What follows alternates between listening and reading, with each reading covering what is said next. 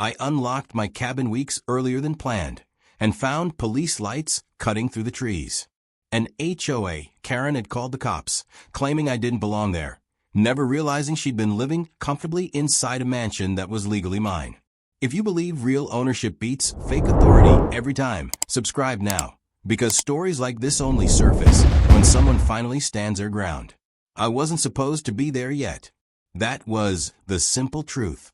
The trip back to the cabin had been scheduled for late fall, after work commitments wrapped and the season slowed.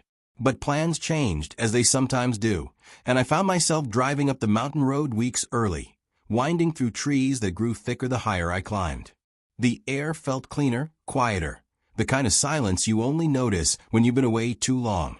The cabin had always been referred to that way, almost modestly, as if the word softened what it really was. In reality, it was a sprawling, privately owned mountain property, expanded over generations, tucked away from public roads and surrounded by land that had never been part of any neighborhood development. It wasn't flashy. It didn't need to be. It was solid, deliberate, and built to last. As the structure came into view, something felt wrong immediately. Lights were on, not the automatic exterior ones, but interior lights, glowing warmly through windows that should have been dark. The driveway showed fresh tire tracks. The place looked lived in. I parked slowly, scanning details. The front gate stood open. The porch furniture had been rearranged. Flower planters that hadn't been there before lined the steps. None of it was vandalism. It was worse than that. It was occupation. Before I could fully process what I was seeing, the sound of engines echoed through the trees behind me. 2 police vehicles appeared at the edge of the drive, lights flashing in that controlled, authoritative way meant to establish dominance rather than respond to danger. The moment snapped into place instantly. Someone had called this in. I stood still, hands visible, calm, not because I felt calm, but because experience had taught me that confusion only benefits the person who created it. From the officer's perspective, they'd been dispatched to a report of an unauthorized individual on private property. From whoever made the call, confidence had been absolute. As the officers stepped out, I noticed movement behind the cabin windows. A woman appeared briefly, then disappeared again. She wasn't hiding. She was watching, assessing, the kind of posture that comes from believing you're in control. The officers approached professionally, asking questions, checking details. I provided identification. I stated ownership. I explained I'd returned early. They listened, but I could tell something didn't align with what they'd been told. That gap between report and reality creates tension, and tension attracts attention. It didn't take long for the source of the call to reveal herself. She emerged from the cabin dressed comfortably, confidently, as if she belonged there. Her body language wasn't defensive. It was proprietary.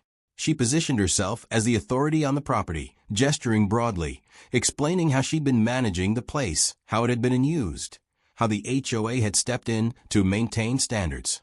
That was the first time I heard it said out loud. The Homeowners Association. The word didn't belong in this setting. There was no subdivision here. No shared roads. No common amenities. The land had been deliberately excluded from development plans decades earlier. Yet here she was, acting as if that exclusion had simply expired. The officers paused the interaction to verify records. That pause changed everything. The confidence drained subtly from her posture as she realized this wasn't going to be resolved by volume or assertion. Ownership isn't decided by who speaks first. It's decided by what exists on paper. While they checked, I took in the details I'd missed before. The interior decor visible through the windows.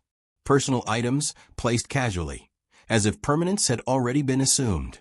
This wasn't temporary oversight. This was takeover. The realization settled heavily. Someone hadn't just crossed a boundary. They'd erased it. When the officers returned, the shift was unmistakable. Their tone changed, not dramatically, but definitively. Records confirmed what I already knew. The property was mine. Fully. Legally. Exclusively. The HOA had no jurisdiction. None at all. The woman's expression tightened, then hardened. She tried to redirect, to explain, to reframe the situation as a misunderstanding. But misunderstandings don't involve moving in. They don't involve assuming control over space that doesn't belong to you. The officers made it clear. She had no right to be there. The call she'd made was unfounded. Her authority existed only in her own mind. As she was instructed to step back and gather her belongings, the scale of what had happened became clear. This wasn't an impulsive act. It was calculated. The HOA had identified an absentee owner, labeled the property abandoned, and quietly installed one of their own to oversee it, assuming no one would return unexpectedly. They hadn't accounted for timing. They hadn't accounted for records.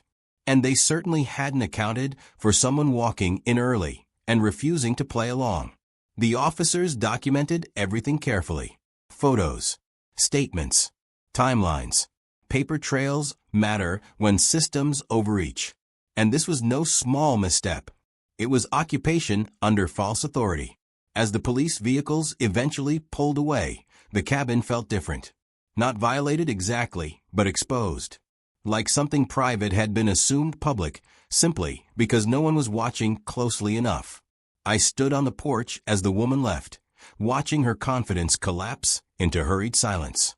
The mountain air felt heavier than before, carrying the weight of something that had gone unchecked for far too long. This wasn't just about one Karen or one call to the police.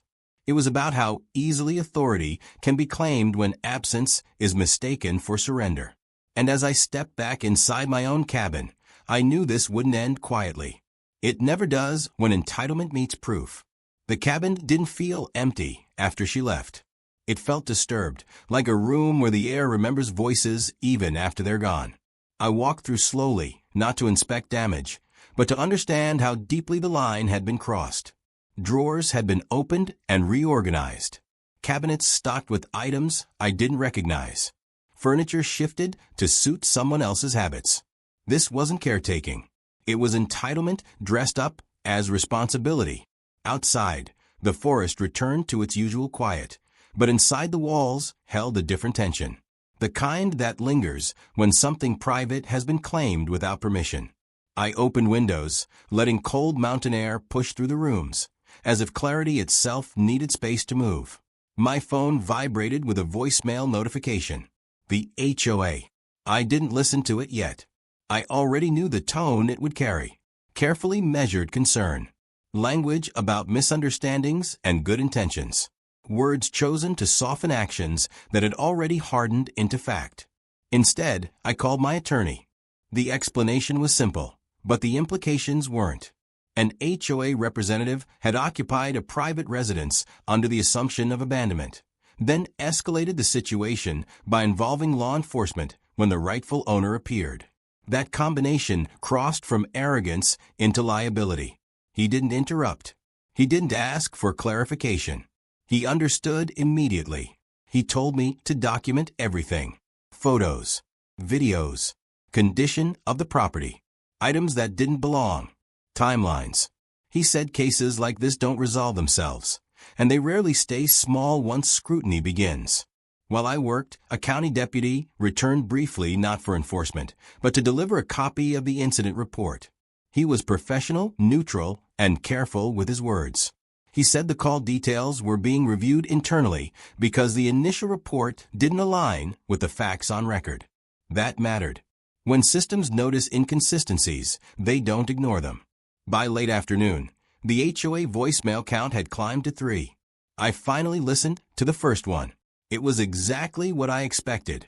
Calm voice, cooperative tone, a request to discuss what they framed as an unexpected overlap of responsibilities. That phrase alone told me they hadn't accepted reality yet. There was no overlap. There never had been. I responded in writing. Brief, direct, ownership confirmed by records, occupation unauthorized, further contact to go through legal counsel. Clarity doesn't need explanation. The reply came faster than it should have. Defensive, slightly irritated, still confident. They referenced community standards, maintenance obligations, and a belief that the property had fallen under their oversight due to extended vacancy. Vacancy is not abandonment. Anyone who understands property law knows that. Anyone who pretends otherwise is hoping you don't.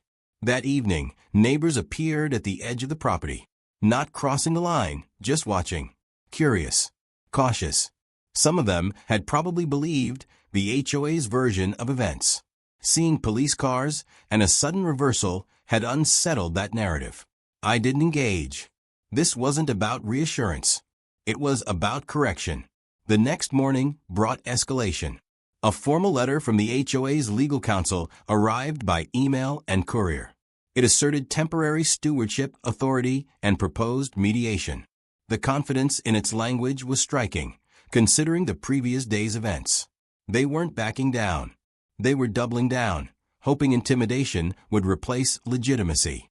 My attorney's response was swift and comprehensive. It attached deeds, surveys, zoning confirmations, and historical records establishing the property's exclusion from any association jurisdiction. It cited statutes, not opinions. It ended with a demand for immediate cessation of interference and notice that further action would invite damages. Silence followed. Not the resolve kind, the calculating kind. That silence lasted until mid-afternoon, when another vehicle appeared near the drive. Not police, not HOA, a private security firm. They parked at the edge, didn't approach, and left after a few minutes. That move confirmed everything. The HOA wasn't just mistaken. They were probing for leverage. Leverage cuts both ways.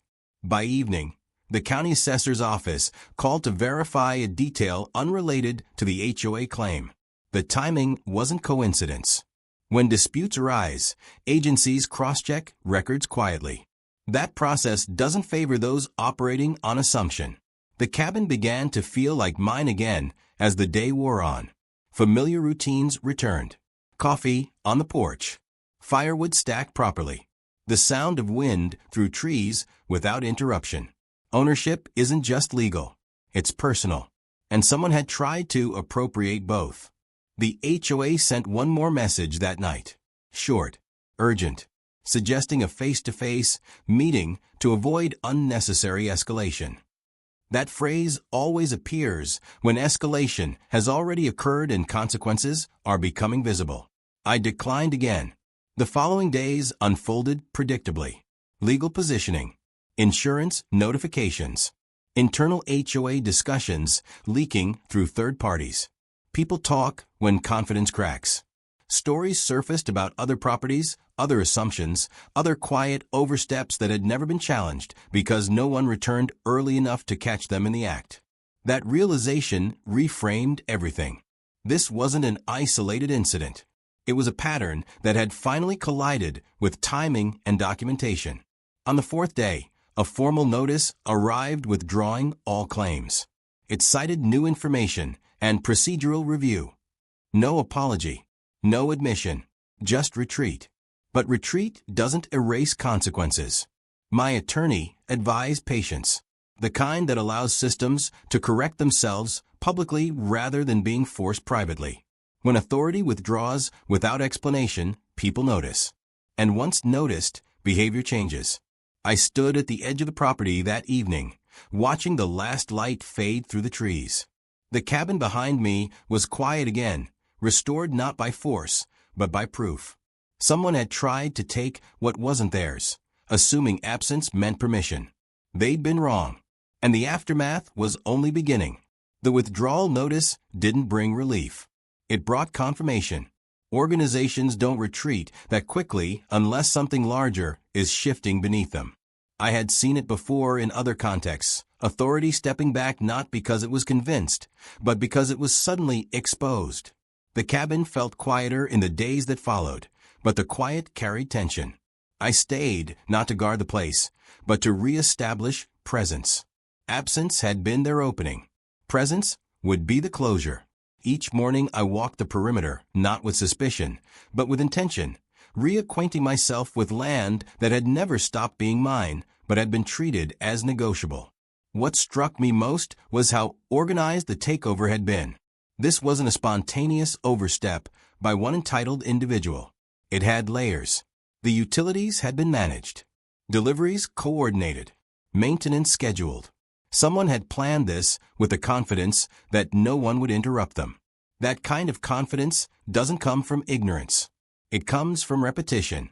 I contacted the county recorder to request a certified, updated copy of the deed and boundary maps.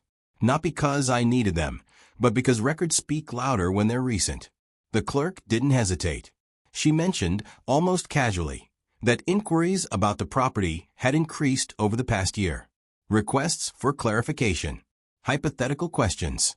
Nothing formal enough to raise alarms at the time. That was how they operated. Testing edges without crossing lines publicly. Preparing narratives before actions. It was careful, quiet, and calculated. My attorney advised expanding documentation. Statements from officers. Incident logs. Body camera references. HOA correspondence. Each piece added weight to a timeline that showed intent, not confusion. Intent matters when authority is challenged. Midweek, a letter arrived from the HOA's insurer requesting information. That was significant. Insurers don't get involved unless risk is already identified. They asked about the police call, the occupancy, and the nature of the association's claim to the property. The questions were precise, uncomfortable, designed to assess exposure. I responded through counsel with facts only. Dates, records, outcomes. No commentary. Insurers understand numbers and documentation. They don't care about narratives. Neighbors grew bolder. A couple approached the property line one afternoon, stopping well short of crossing it. They didn't accuse or apologize. They asked questions. When did I own it? How long had it been empty? Did the HOA really have authority here? I answered calmly, directly. Ownership predates the association. Vacancy isn't abandonment. Authority ends at the boundary. They nodded. They didn't argue. They left with something new. Clarity. That evening, I received an email forwarded by a resident who'd attended an HOA board meeting. The agenda had changed abruptly. Legal counsel present. Emergency session. Topics listed vaguely. Jurisdictional review. Insurance notification. Enforcement pause. Those phrases meant one thing. Containment. The woman who had called the police didn't return. She didn't reach out. Her confidence had evaporated as quickly as it had appeared. I learned through a third party that she'd been acting under a caretaker designation approved internally by the HOA. No lease, no contract, no legal authority, just a title assigned by people who assumed it would be enough. It wasn't.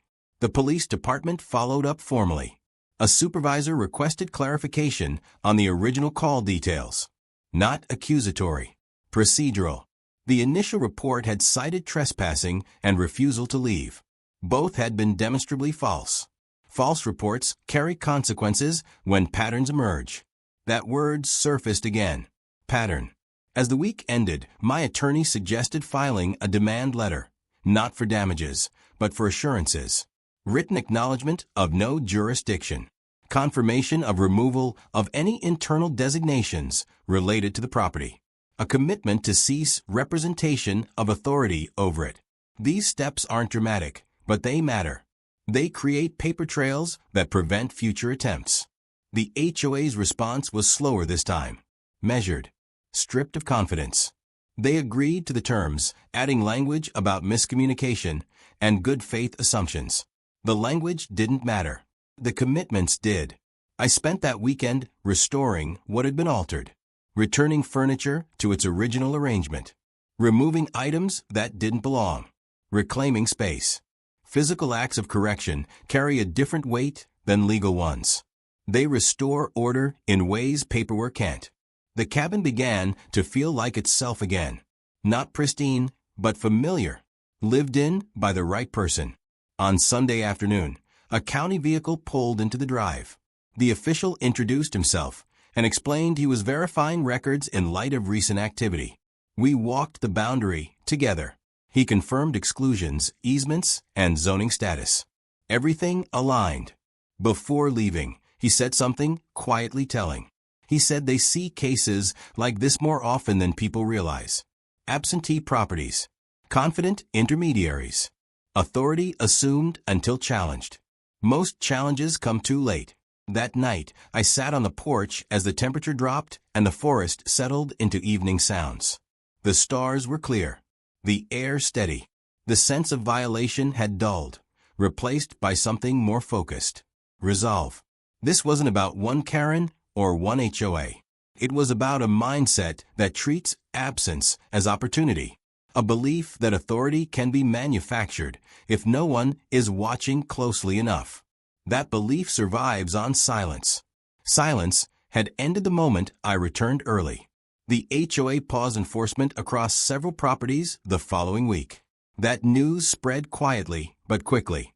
Residents noticed. When authority retreats without explanation, people pay attention. Questions follow. I didn't insert myself into those conversations. I didn't need to. The system was correcting itself now, pulled back into alignment by scrutiny and risk. The cabin stood quietly as it always had, indifferent to claims and titles. It had outlasted confidence once already. It would do so again if necessary. As I locked up that night, I realized something essential. The most dangerous overreach doesn't come with force. It comes with paperwork, confidence, and the assumption that no one will return unexpectedly. They had assumed wrong, and the consequences of that assumption were just beginning to ripple outward. The ripple didn't stay contained to the cabin for long. Once authority retreats in one place, it draws attention everywhere else. It has quietly expanded. I didn't have to say anything for that to happen. The pause in enforcement alone was enough. Within days, residents began comparing notes. Notices that had once arrived without explanation were now being questioned. Old warnings resurfaced in conversations, examined with fresh skepticism. People were realizing something uncomfortable. Many of them had complied not because rules were clear, but because resistance felt risky. That perception was changing. The HOA attempted to stabilize the situation by increasing communication. Emails went out emphasizing transparency, cooperation, and community trust. They announced a review of governance practices and temporarily suspended caretaker assignments. The wording was careful, crafted to sound proactive rather than reactive. But timing betrays intent. Everyone knew why this was happening. I stayed out of it publicly. Engagement would have shifted focus back to me, and this was no longer about one property. The system was under examination now, and systems reveal themselves best when left to operate under scrutiny. My attorney received confirmation that the HOA's insurer had opened a formal review. That single development carried more weight than any court filing.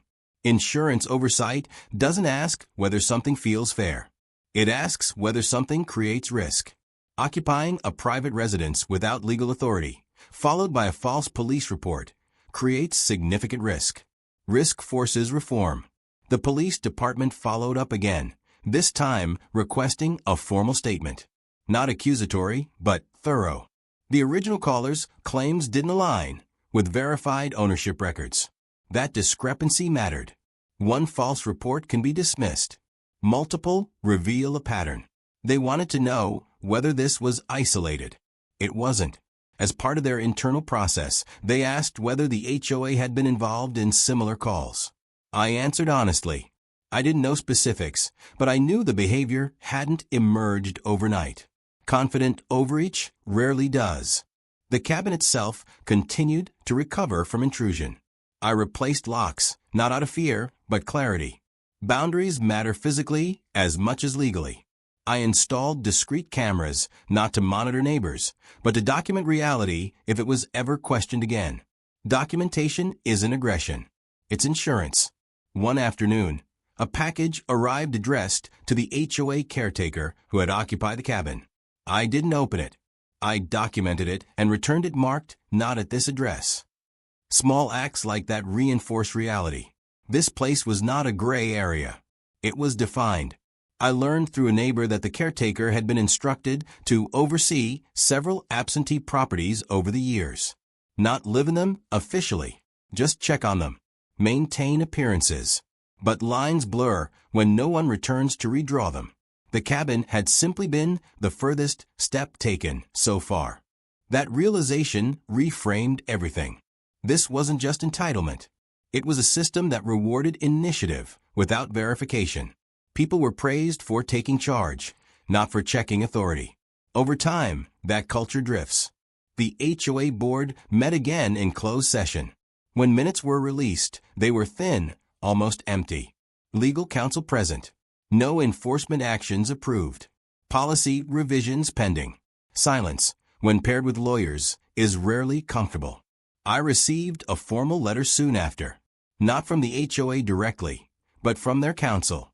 It acknowledged the lack of jurisdiction over the cabin property, confirmed removal of any internal designations related to it, and committed to notifying members accordingly. The language was neutral. The effect was final. I didn't respond. There was nothing left to clarify. The cabin settled back into its rhythm.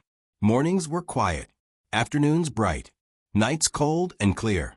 I worked through small repairs, grounding myself in tasks that existed outside the dispute. Reclaiming space isn't just legal. It's emotional. Meanwhile, the community adjusted. HOA notices slowed to a trickle. When they did appear, they were detailed, cited, and cautious. Meetings drew more attendance. Questions were asked openly. The association still existed, but its tone had changed. Authority had become conditional again. That was the shift. I thought about how easily this could have ended differently. If I delayed my return by a few more weeks. If I'd assumed the police call meant I was somehow in the wrong. If I tried to reason informally instead of insisting on records. The cabin might have been normalized as managed by someone else, piece by piece, until reclaiming it felt impossible. That's how quiet takeovers succeed. Not through force, but fatigue. The HOA hadn't expected timing to betray them.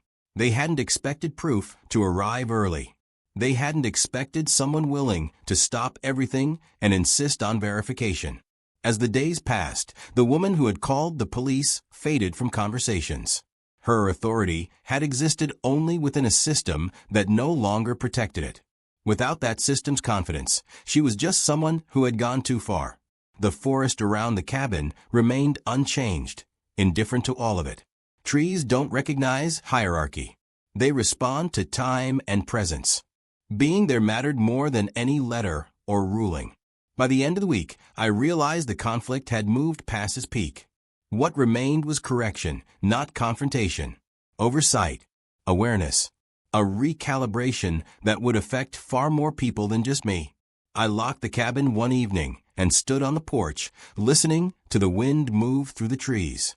There was no sense of threat left in it, just distance and clarity. Authority had overreached because no one was watching. Now everyone was. By the following week, the shift was unmistakable. Not dramatic, not announced, but embedded in behavior. The HOA's confidence had dissolved into caution, and caution changes how people act when no one is watching. Notices stopped appearing. Patrols stopped driving past. The subtle pressure that had once lingered at the edge of the property simply vanished. The cabin finally felt like it was breathing again. I stayed longer than planned, not out of fear, but because presence mattered. Absence had been interpreted as opportunity once. I wasn't interested in allowing that mistake to repeat itself. Each morning began quietly, with the sound of wind through trees and water moving somewhere beyond sight. No interruptions. No assumptions. Just space reclaimed through consistency. Word spread through the surrounding community in fragments. Not rumors exactly, but realizations. People were connecting dots. They were noticing how quickly the HOA had backed off, how suddenly enforcement had paused, how careful every communication had become. When authority changes tone without explanation, it invites scrutiny. Scrutiny had arrived. A resident I barely knew stopped by the edge of the property one afternoon. He didn't cross the boundary. He didn't apologize or accuse. He just said he'd lived there for years and had never questioned the HOA's reach until now. He asked what made the difference. I told him the truth. Records. Timing. Refusing to accept confidence as proof. He nodded slowly, as if filing that away for later. The HOA issued an internal memo shortly after, framed as a temporary enforcement realignment. The language was vague, but the effect was clear. No new actions. No caretaker roles. No assumptions about vacant properties. Authority was being pulled inward, consolidated, reviewed. That doesn't happen unless someone above them is watching closely. Insurance carriers don't watch quietly. My attorney confirmed that the HOA's insurer had required written explanations for the incident, including why a private residence had been occupied and why police had been called under false pretenses. Those questions don't disappear once asked. They linger, shaping policy and behavior long after the immediate issue fades. The police department followed through as well. I received confirmation that the incident report had been flagged for review due to inconsistencies. No charges filed. No spectacle. Just documentation. Documentation is often the most lasting consequence. Meanwhile, the cabin continued to reveal small reminders of what had happened. A drawer still out of place. A shelf rearranged. None of it severe, but enough to reinforce how thoroughly someone had assumed control. Reversing those changes felt less like cleanup and more like restoration. Restoration is deliberate.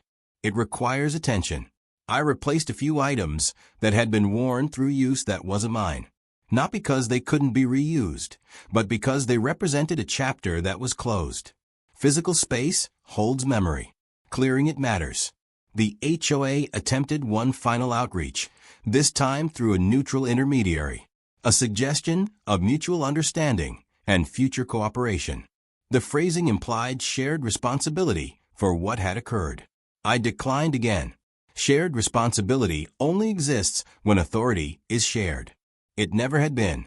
Silence followed, this time different from before. Not calculating. Conclusive. As days passed, I noticed fewer unfamiliar cars on the road. Fewer pauses near the property line. The cabin was no longer a question mark. It was defined again, and defined spaces tend to be respected. I spent an afternoon repairing a section of the porch that had been ignored during the dispute. Hammering boards into place felt grounding.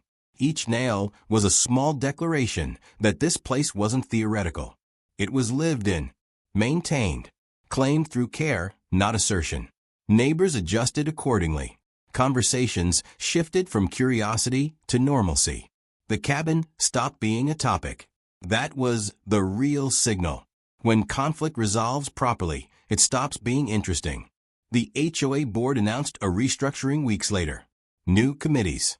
Revised procedures. Mandatory legal verification for property-related actions. They framed it as progress. It was correction, forced quietly by exposure. I wasn't invited to any of it. I didn't need to be. One evening, as the light faded and the forest settled into stillness, I reflected on how narrowly this had missed becoming something much worse. If I'd accepted the initial police presence as legitimacy, if I'd left again to avoid confrontation, if I tried to reason informally instead of insisting on documentation, the cabin might have remained under someone else's control indefinitely, normalized by repetition. That's how entitlement survives. Not through strength, but through assumption. The HOA hadn't been defeated by confrontation. They'd been undone by clarity, by the simple refusal to treat confidence as authority and absence as consent. Those distinctions matter far beyond one property. The cabin stood quietly as night fell, restored not just in ownership, but in meaning. It was no longer an object of interest or opportunity. It was simply what it had always been: private, defined, respected. I locked the door that night without hesitation, not because I feared intrusion, but because boundaries, once reestablished, deserved to be maintained. There was no tension left in the act, just routine. Whatever momentum the HOA had once built through unchecked assumption was gone. In its place was restraint, oversight, awareness. Those things don't make headlines, but they reshape systems permanently. As I turned off the lights and listened to the quiet settle fully into the space, one thought stayed with me. Authority that depends on absence will always fail the moment someone returns. And this time, I wasn't going anywhere. By the time the next weekend arrived, the cabin no longer felt like a recovered space. It felt claimed again, not through confrontation, but through continuity. Mornings began the same way every day now, with a quiet certainty that nothing unexpected would interrupt them. No letters taped to gates. No unfamiliar footsteps on the porch. No sense of being watched. That absence of pressure was the clearest sign that something fundamental had changed. The HOA's retreat had settled into policy. Enforcement remained paused. Communications were routed through legal review. Even routine notices were delayed until someone verified jurisdiction. The association was moving slower, not because it wanted to, but because it had to. Oversight forces patience. I received confirmation from my attorney that the HOA's insurer had formally updated their risk profile. The incident had been categorized as unauthorized occupancy paired with improper law enforcement engagement. Those words carried weight. They didn't describe a misunderstanding. They described exposure. Once an insurer applies language like that, behavior changes permanently. The woman who had taken over the cabin didn't resurface. No apology. No explanation. No attempt to justify what she'd done. That silence spoke volumes. Her authority had never been personal. It had existed only as long as the system protected it. Once that protection vanished, so did she. Neighbors adjusted quickly. The tone of casual conversations shifted. People spoke more openly now, less guarded. They compared experiences, not to stir conflict, but to understand patterns they'd once ignored. Awareness replaced unease. When people realize they're allowed to ask questions, they start doing so. I spent that week reinforcing the cabin in quiet ways. Updating security. Registering utility accounts fully in my name. Not because they weren't already mine, but because clarity discourages future ambiguity. Systems respect completeness. One afternoon, a county official returned briefly to confirm that updated records had been distributed internally. He explained that the property would now be flagged clearly as excluded from any association governance. That flag wasn't visible to the public, but it mattered. It prevented assumptions from being entertained again. Prevention rarely looks dramatic. It looks boring. And boring is effective. The HOA's next board meeting came and went without incident. Minutes released afterward were short and procedural. No mention of caretakers.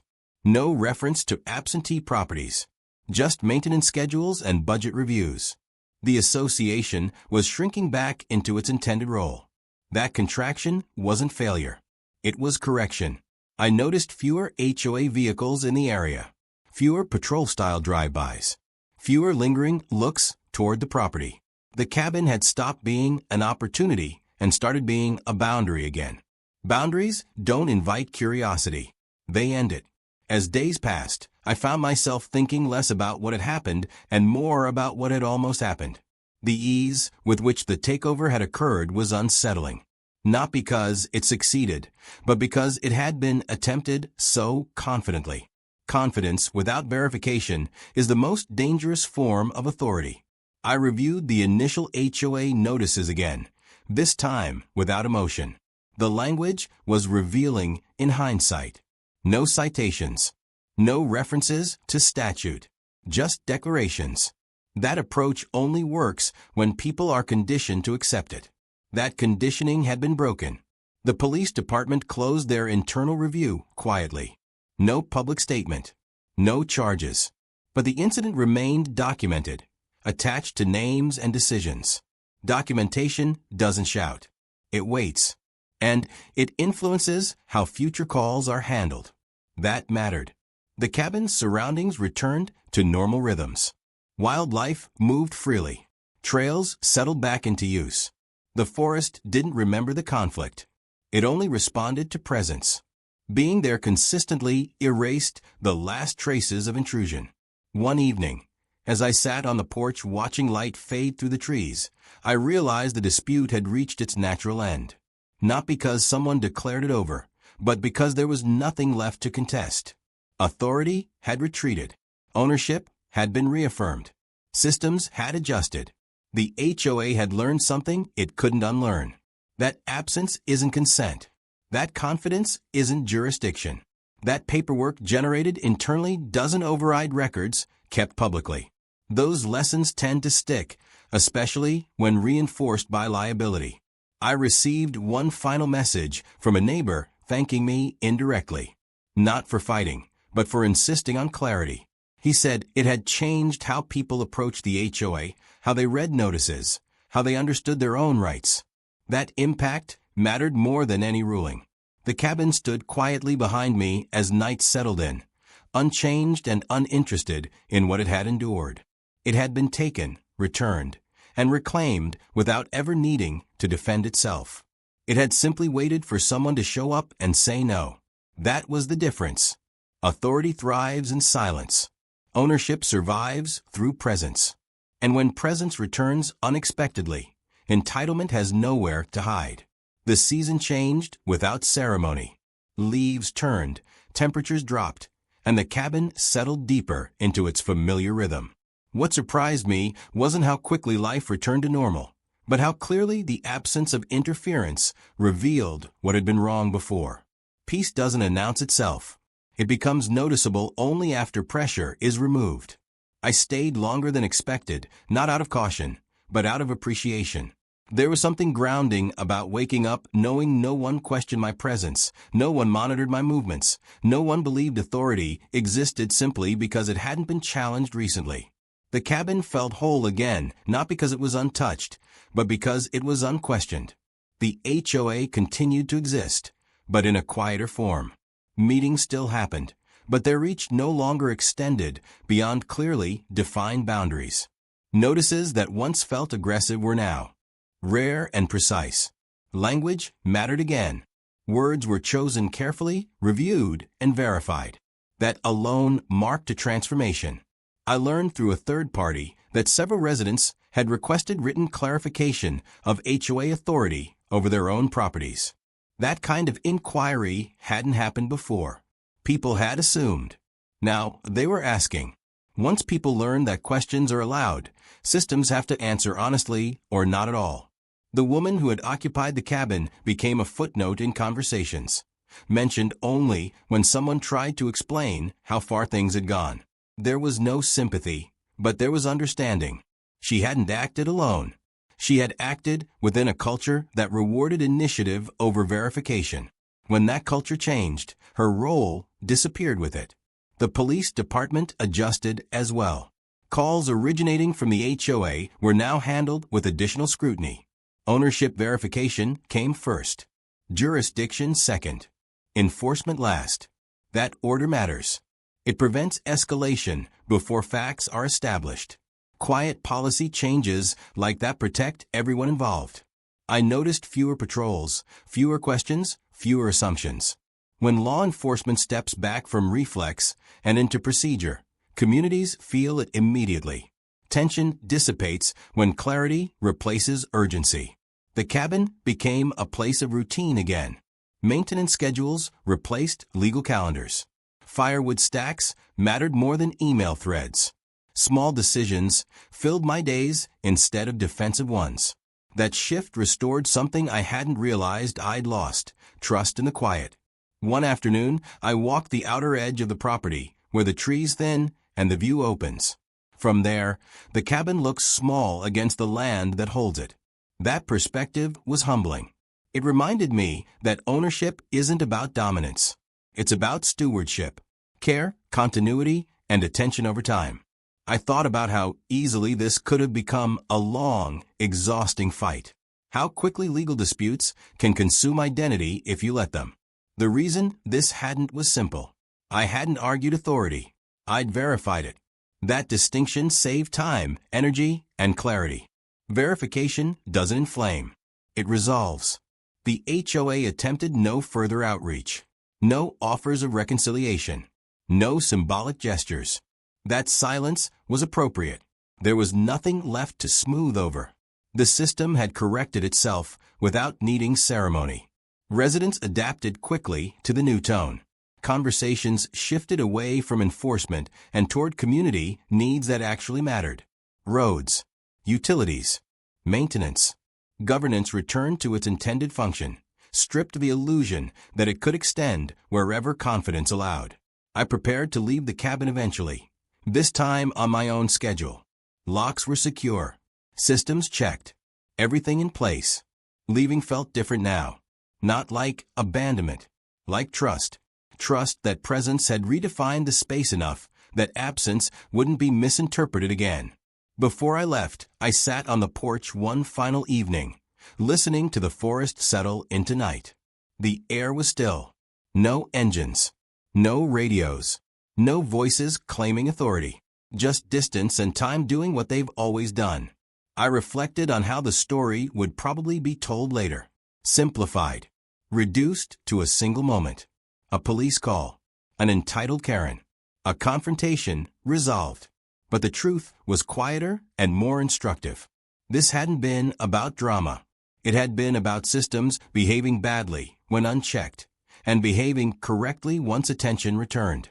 The lesson wasn't unique to HOAs or cabins or mountains. It applied anywhere authority operates on habit rather than verification. Power drifts when no one looks closely. It stabilizes the moment someone does. I drove away the next morning without hesitation. The cabin receded into the trees, no longer a question mark, no longer an opportunity for someone else's confidence. It was defined again, clearly and permanently. The HOA didn't follow. No one did. That was the final proof that the conflict had ended where it should have, without spectacle, without lingering tension, without the need for reminders. Systems corrected. Boundaries restored. Presence acknowledged. Absence would no longer be mistaken for permission. And that knowledge, once established, tends to outlast any single dispute. When I returned months later, nothing had changed, and that was the point. The road up to the cabin was clear, the gate exactly where I left it, the locks untouched. No signs, no notices, no suggestion that anyone had mistaken silence for surrender again. The land felt settled, not because it had been defended continuously, but because it had been recognized. That kind of recognition doesn't fade quickly. The HOA still existed, but it no longer orbited this place. Its authority had shrunk back into defined lines, and those lines were now treated with care. People inside the community spoke differently. Less assumption, more verification. Governance had become procedural instead of performative. I heard later that the HOA's insurance carrier had permanently revised their coverage terms. Any enforcement action now required documented jurisdiction checks. Law enforcement contact demanded written confirmation of authority. Caretaker roles were eliminated entirely. Those changes didn't make headlines, but they rewired behavior. Systems respond fastest to liability. The police department adjusted too. Dispatch protocols changed subtly. Calls involving property disputes now triggered verification steps before response. That shift alone prevented escalation across the area. One incident had quietly reshaped procedure. The woman who had taken over the cabin never appeared again. Her name surfaced only once, attached to an internal HOA memo explaining why unauthorized residency policies were being revised. She wasn't punished publicly. She didn't need to be. Her authority had evaporated the moment it lost institutional protection. The cabin itself carried no memory of the conflict. Wood doesn't hold grudges. Stone doesn't remember arguments. Space resets once it's respected again. I spent time there restoring things slowly, deliberately, not out of necessity, but closure. Each repair felt final. Neighbors no longer watched the property. No curious pauses. No cautious glances. The cabin had stopped being a subject. That's how you know a story is over. Looking back, the most unsettling part wasn't the police call or the occupation. It was how normal it all seemed to the people who did it. How casually authority had been assumed. How confidently boundaries had been erased. Not out of malice, but habit. Habit is dangerous when left unexamined. This wasn't a story about a Karen or even an HOA. It was about what happens when systems grow comfortable acting without being questioned. When absence becomes opportunity. When paperwork replaces proof. Those conditions exist everywhere, waiting quietly. The reason this ended differently was timing and insistence. I returned early. I didn't argue emotionally. I didn't negotiate ownership. I verified it. That one choice collapsed an entire narrative built on assumption. The cabin remained exactly where it had always been, doing what it had always done, existing, holding space, waiting patiently for presence to return. I locked up that final evening with certainty, not vigilance. The difference mattered. Vigilance assumes threat. Certainty recognizes boundaries.